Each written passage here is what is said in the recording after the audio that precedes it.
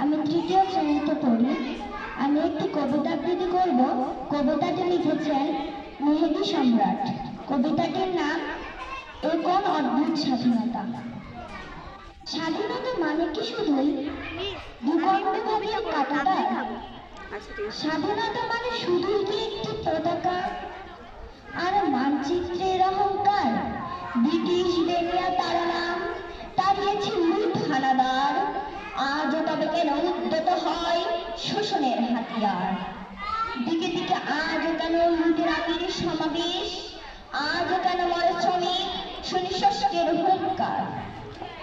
৪৮ বছর আগে ৪৮ বছর আগের এক পরন্ত বিকেলে পরাজিত নিয়াজির কম্পিত হাতের স্বাক্ষর গগন বিদারী জয় বাংলা স্লোগান আর মিছিলে তোমরা যে স্বাধীনতা পেয়েছিলে, সে আজ কেমন আছে?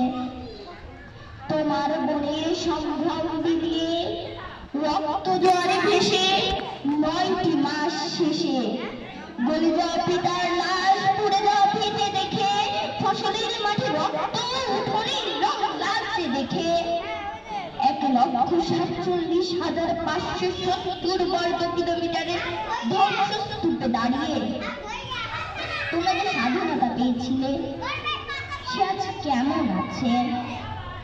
৪৮ বছর আগের একটি পরন্ত বিকেলে তোমরা যে বাংলাদেশের জন্ম দিয়েছিলে, তার খোঁজ কি রাখো? লুটেরা মাফিয়া সিন্ডিকেটের দাপটে বিচরণে স্বপ্ন কারিগর শেখ মুজিবুর রাজনীতির মাঠে দখল। ফুলে ফেটে উঠেছে চাচার দল।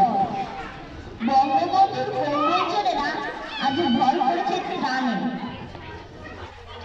পেট্রোল ছুড়ে ঝলসে দেয়া মানুষের দিকে তাকালে মনে হয় ৭১ দেখছি।